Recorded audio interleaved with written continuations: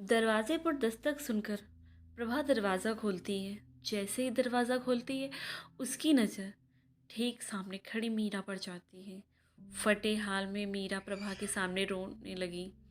दीदी प्लीज़, बड़ी आस लेकर आई हूँ, निराश मत करना। देखो आपके सामने झोली फैला रही हूँ, कुछ पैसे उधार दे दो दीदी। मैं जानती हूँ दीदी, आप और भैया हमें कभी माफ़ नहीं करेंगे। हमने किया भी तो गलत दीदी, अब उन्हीं कर्मों की सज़ा भुगत रही हूँ। धन दौलत सब चला गया, मैं अपने सुहाग को नहीं खोना चाहती हूँ दीदी। उनकी खातिर कुछ पैसे दे दीजिए, कुछ मदद कर दीजिए, मेरे सुहाग को बचा लीजिए, बड़ी मेहरबानी होगी आपकी। 2 दिनों से चूल्हा तक नहीं जला और इनकी तबीयत भी बहुत ख़राब है। इनकी दवा के भी पैसे नहीं बचे हैं। अब दीदी कुछ तो दे दो, मेरी खातिर नहीं तो अपने बीमार देवर की खातिर। मैंने सब दरवाज़ा खटखटा कर देख लिया, किसी ने हमारी मदद नहीं की। यहाँ तक कि मेरे भाई भाभी ने भी इनकार कर दिया। आज अगर इन्हें वक्त पर खून की बोतल नहीं चढ़ी तो मैं हमेशा के लिए इन्हें खो दूँगी। मीरा प्रभा के सामने ऐसे बिलख रही थी मानो छोटा बच्चा। मीरा कहते कहते अपना आंचल प्रभा के पैरों में रख देती है।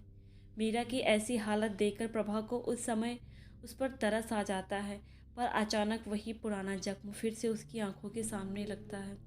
एक वक्त ऐसा भी था जब मीरा की जगह प्रभा थी। ऐसे मीरा के सामने अपनी झोली फैलाए खड़ी थी, पर उसे खाली हाथ ही लौटना पड़ा था, जिसकी कीमत उसे अपनी बच्ची की जान देकर चुकानी पड़ी थी। और आज ठीक ऐसे ही मीरा का पति दवा पानी के बिना जिंदगी और मौत से खेल रहा है। एक बार तो प्रभा का दिल में आया कि मीरा के मुंह पर जोर से दरवाज़ा बंद कर दे और उसे उसके कर्मों की सज़ा भुगतने दे। फिर भी वह अंदर जाकर कुछ पैसे लेकर आई और मीरा की झोली में डाल दिया और बिना कुछ कहे दरवाज़ा बंद कर कर चली गई। अंदर आकर बैठ गई और पल भर के लिए वही दर्दनाक दृश्य उसकी आंखों के सामने घूमने लगा और कड़वी यादें ताज़ा हो गईं। कैसे भूल सकती थी उन जख्मों को जो अपनों ने ही उसकी थाली में परोसा था। यही वो मीरा और निवेश था जिसके धोखे की वजह से प्रभा और प्रभात को सड़क की खाक छानने पड़े थे। कैसे भूल सकती थी वो रात जब इन्हीं हाथों में अपनी बच्ची को दम तोड़ते देखा। कैसे वह पैसों की कमी की वजह से अपनी बीमारी से जूझती रही, अंत में अपने प्राण त्याग दिए। और इन दोनों को जरा सा भी दया नहीं आई मेरी प्यारी मासूम 10 साल की बच्ची के लिए। आज उसी धोखे और छल की सज़ा भुगत रही हैं दोनों। आज मीरा को देखकर प्रभा को पूर्ण रूप से पता चल चुका था कि भगवान भी न्याय करता है। कितना बड़ा दगा किया था नीलेश ने और मीरा ने। तनिक भी शर्म नहीं आई। भाई भाभी ने हमेशा इन लोगों के लिए सोचा, उसकी ही प्रॉपर्टी व्यवसाय सबको हथिया लिया और धक्के मारकर निकाल दिया। जिसकी खून पसीने की कमाई थी, बल्कि अपने भाई के साथ कितना बुरा किया।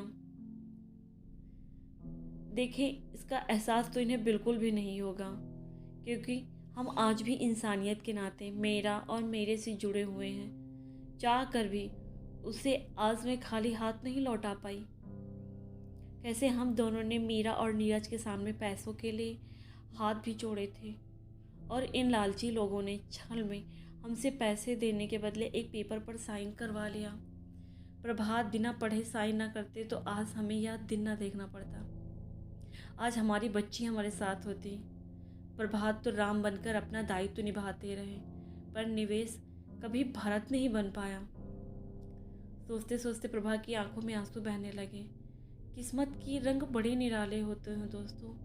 वक्त आज नहीं तो कल सबका बदलता है। कहानी कैसी लगी प्लीज़ हमें कमेंट बॉक्स में बताएं। दोस्तों प्लीज़ हमें सपोर्ट करें। धन्यवाद।